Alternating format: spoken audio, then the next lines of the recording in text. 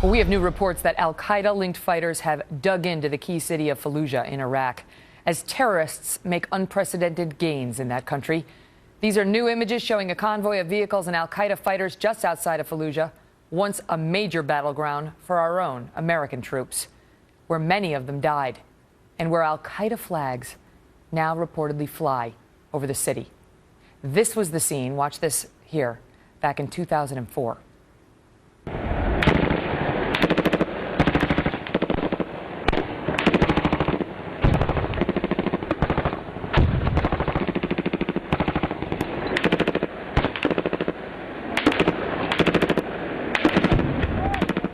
Our next guest took that video.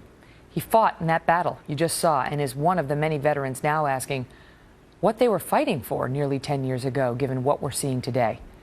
Joining me now, Staff Sergeant David Bellavia. He spent 6 years in the Army and was awarded the Silver Star for Valor for his role in liberating Fallujah from terrorists back in '04. He's also the author of the book House to House, an epic memoir of war. Staff Sergeant, good to see you. Thank you so much for your service. And your thoughts, your reaction to seeing the al-Qaeda flags now over the city you and your comrades so bravely fought to win. It rips my heart out. It absolutely breaks my heart. Every inch of pavement that we took in November of 2004 was paid for, and the blood that was spilled, that's hallowed soil to me, to the families that just had another Christmas holiday without their baby boys home.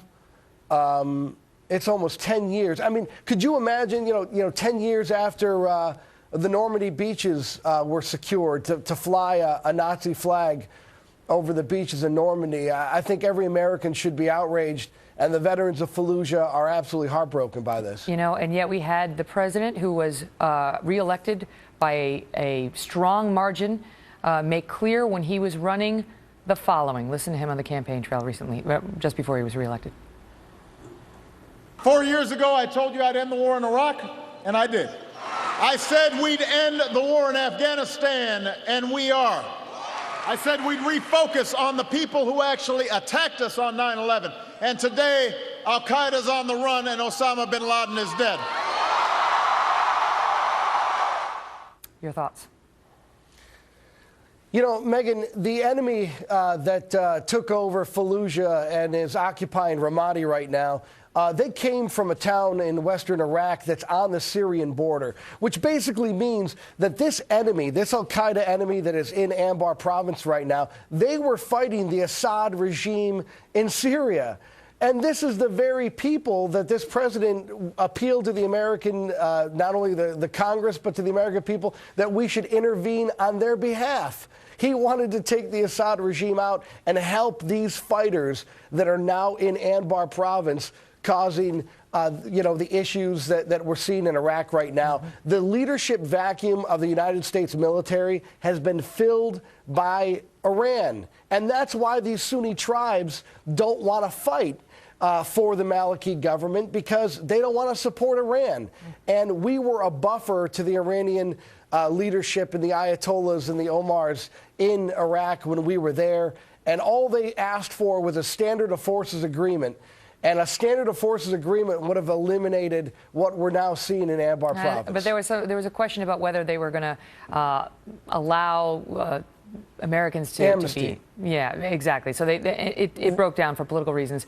But let me ask you this, because the president has seemed to be arguing all along when he was running for re-election that Iraq, that was a war he didn't agree with. That was sort of the bad war. And he was going to end that one. He was going to fight the people who attacked us on 9/11 by seeing Afghanistan through.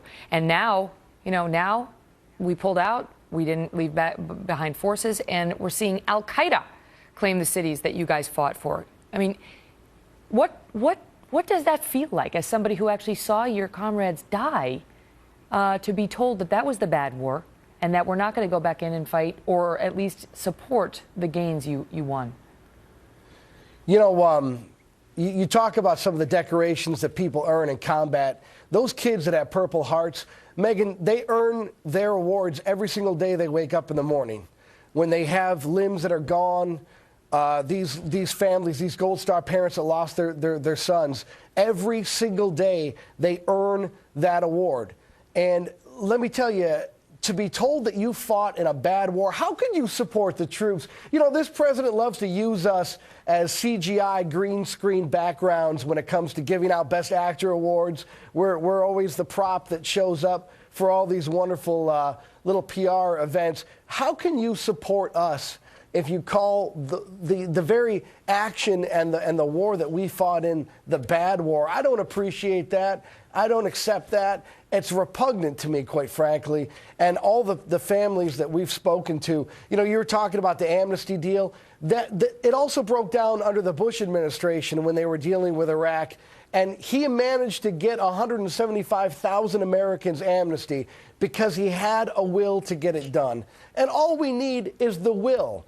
And, you know, if this president wants us to believe that he supports us, then you don't make comments about wars being bad or good. I understand you were against this war, Mr. President, but you're still the commander-in-chief. We're going to follow you and give our lives under your command. We just ask you to at least do your part and stand behind us and the blood sacrifice we gave for this nation. Understood. Staff Sergeant Bellavia, thank you so much for your service. They don't just hand out the Bronze Star and the Silver Star, so we commend you for your bravery, and thank you for being here. Thank you, ma'am. I appreciate it.